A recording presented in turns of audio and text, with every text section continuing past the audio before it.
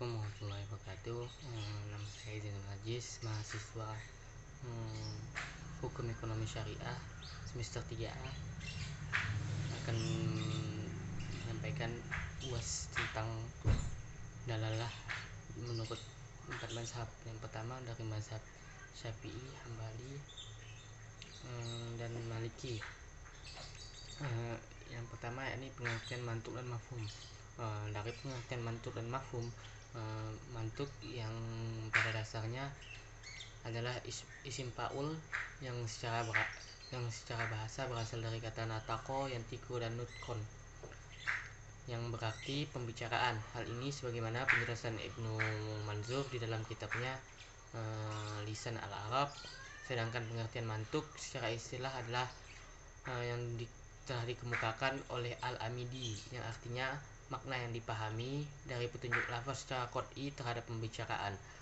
Kemudian pengertian mantuk sendiri juga dikemukakan oleh ulama, yakni Al-Juwaini, yang artinya pengertian yang diperoleh dari apa yang tersurat.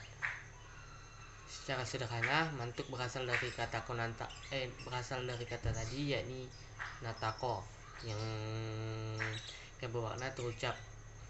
Mantuk adalah mantuk sendiri yakni mantuk yang dikandung oleh kata yang terucap.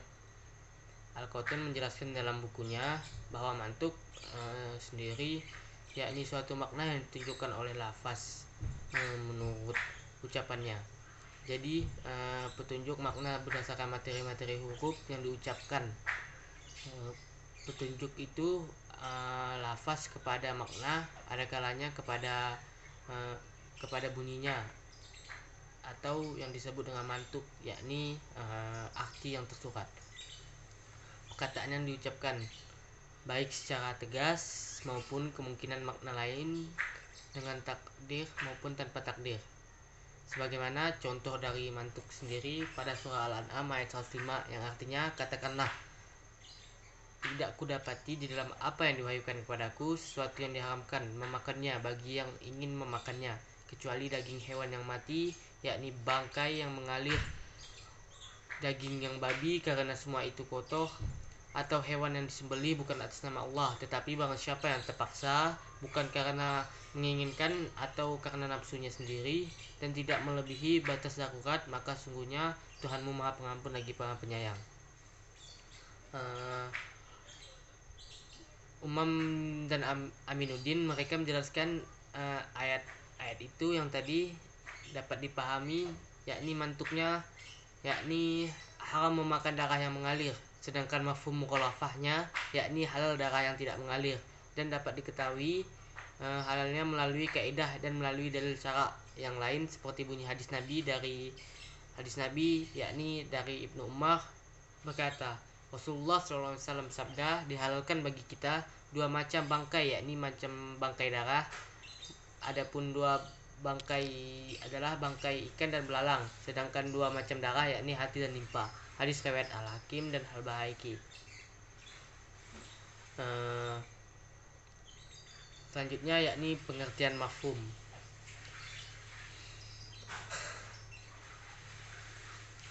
Mafhum sendiri diartikan menurut Al-Amidi yakni makna yang dipahami dari lafaz, bukan menurut yang dibicarakan. Sedangkan Al-Juwaini memberikan pengertian sebagaimana yakni pengertian yang diperoleh dari arti yang tidak disebutkan secara jelas. Dari definisi yang telah disampaikan 2 ulama tersebut, dapat diketahui bahwa mafhum yakni setiap makna yang dipahami dari suatu lafaz yang makna tersebut berada di ruang lingkup tersurat. Mafhum sendiri terbagi menjadi 2, yaitu mafhum muwafaqah dan mafhum mukhalafah.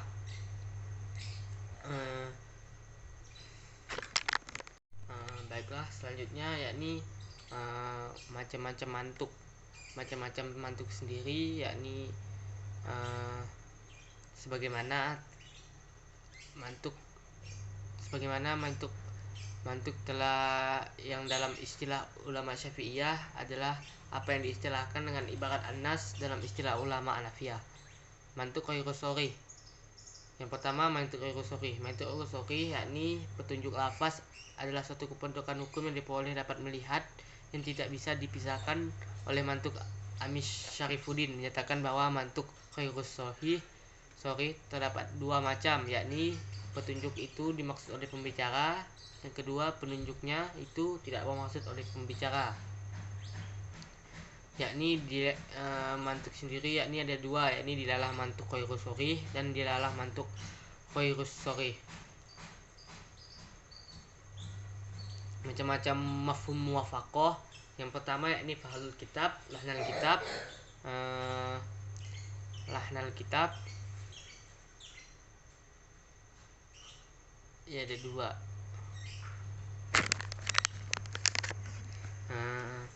Selanjutnya, memahami redaksi Al-Quran dan hadis. Bagi kita itu bagaikan menyelam ke dalam samudra yang lagi luas, dibutuhkan kunci metode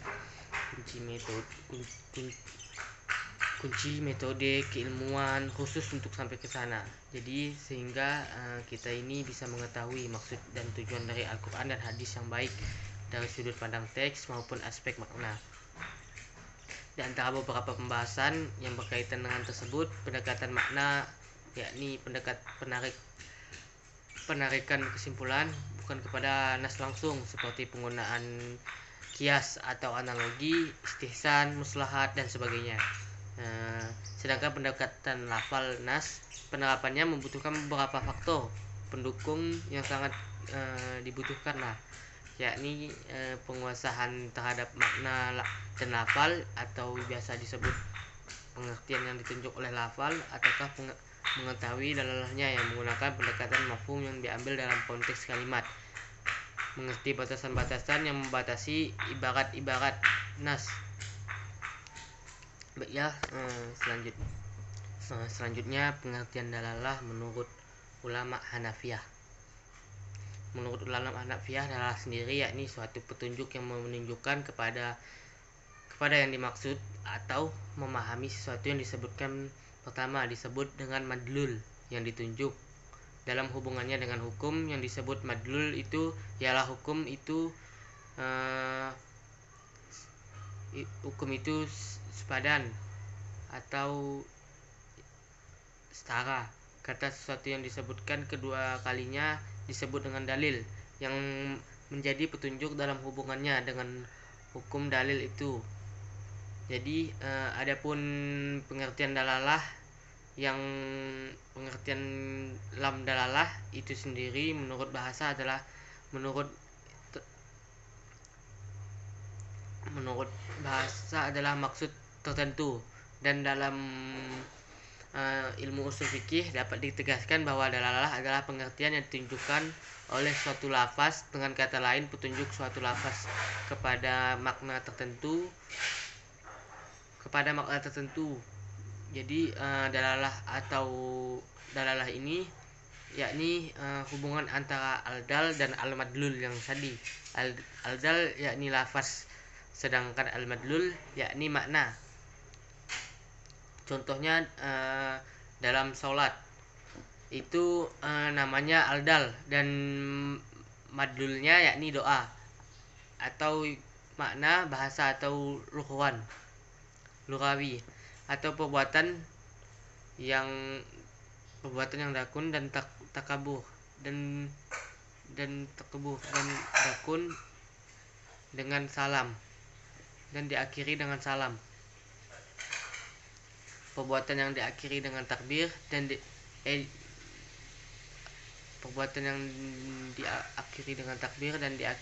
diawali dengan takbir dan diakhiri dengan salam. Maka petunjuk makna sholat pada doa atau perbuatan yang diawali dengan takbir dan diakhiri dengan salam namanya dalalah. Pembahasan dalalah sangat amat penting untuk kita mengetahui dalil ataupun dalam mengetahui makna-maknanya. Selanjutnya, macam-macam dalalah sendiri menurut ulama Hanafiyah. Yang pertama yakni ibaratun nas. Yang kedua yakni isyaratu an-nas. Yang ketiga yakni dalalatu an-nas. Yang keempat yakni iktida'ul nas dan iktidatul nas. Kehujahan dari dalalah tersebut ada 4 dalalah yang paling lemah menurut mazhab Hanafi. Tingkatan dalalah tersebut yakni dalalah ibarah, dalalah isyarah, dalalah al-nas dan dalalah iktida. Itulah dalalah yang lemah menurut ulama Hanafi. Dengan urutan tersebut dari urutan yang tersebut dapat dipahami dengan dalalah yang satu dengan dalalah arti yang dipahami dengan dalalah yang lain, maka didahulukan arti yang dipahami dengan dalalah yang lebih kuat. Jadi apa yang dipaham dengan isyaratu an-nas didahulukan dengan pada arti yang dipahami dengan dalalah yang lain.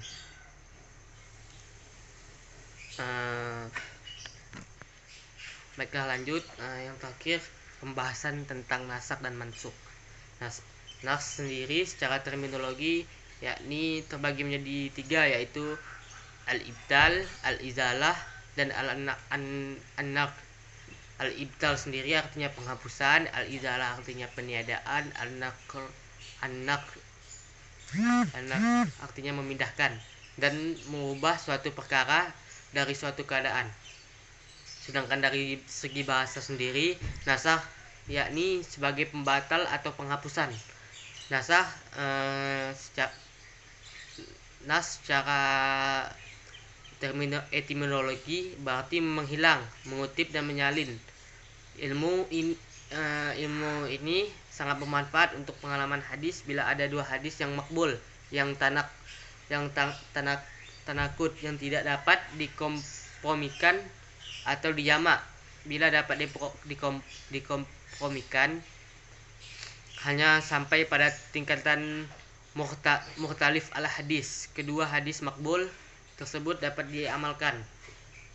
Sedangkan nasakh menurut istilah ulama usul sendiri yakni syariat, menghilangkan suatu hukum syar'i dengan dalil.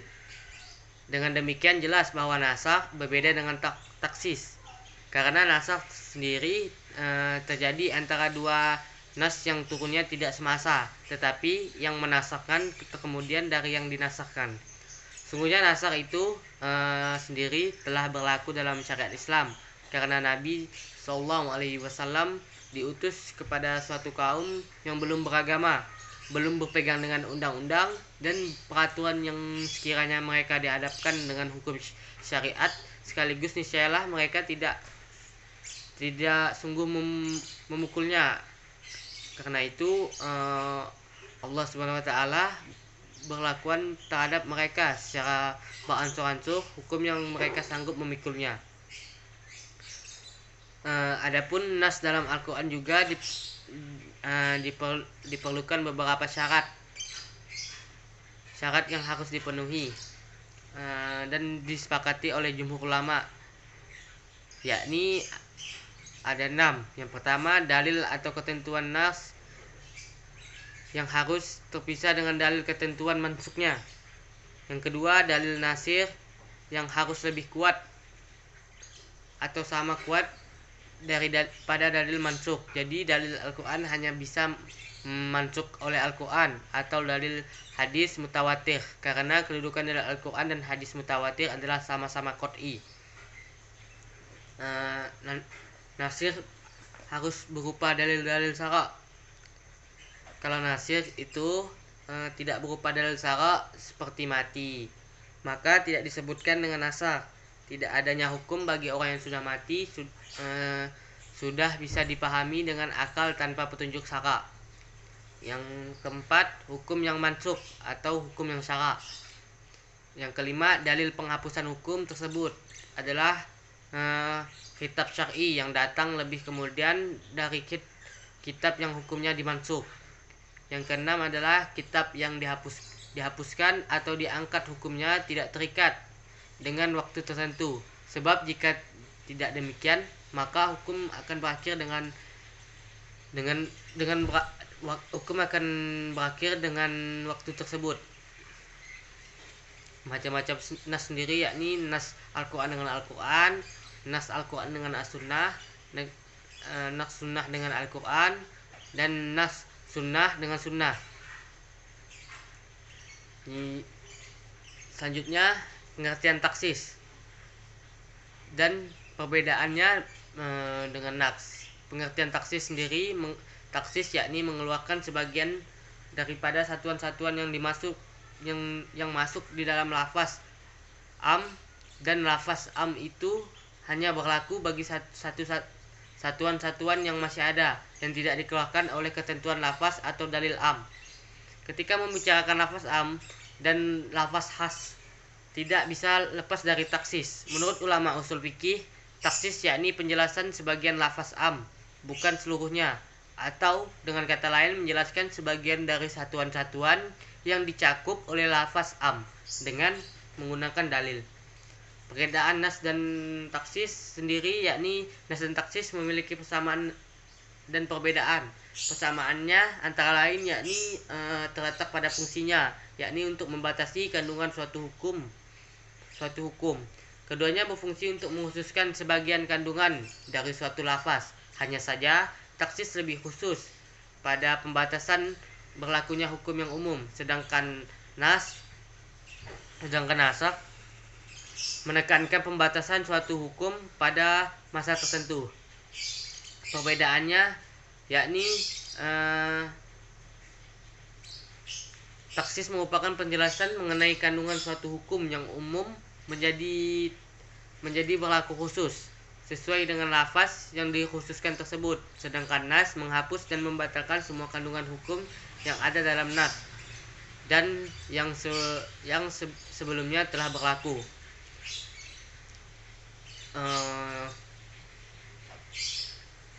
Jadi nas ini secara bahasa yakni menghilangkan atau memindahkan dan merubah suatu perkara dari suatu keadaan. Sedangkan segi bahasa nasakh sendiri bisa diartikan sebagai pembatal atau penghapusan, sedangkan taksis adalah mengeluarkan sebagian daripada satuan-satuan yang masuk dalam lafaz am, dan lafaz am itu hanya berlaku bagi satuan-satuan yang masih ada dan tidak dikeluarkan dari ketentuan lafaz atau dalil am itu sendiri. Adapun perbedaan di antara keduanya yakni menjelaskan taksis yakni menjelaskan mengenai kandungan suatu hukum yang umum menjadi suatu yang khusus, sedangkan nas menghapus atau membatalkan kandungan hukum yang ada dalam suatu nasakh dan sebelumnya telah berlaku. Baiklah, sekian penjelasan dari saya, kurang lebihnya mohon maaf. Wabillahi taufiq wal hidayah. Assalamualaikum warahmatullahi wabarakatuh.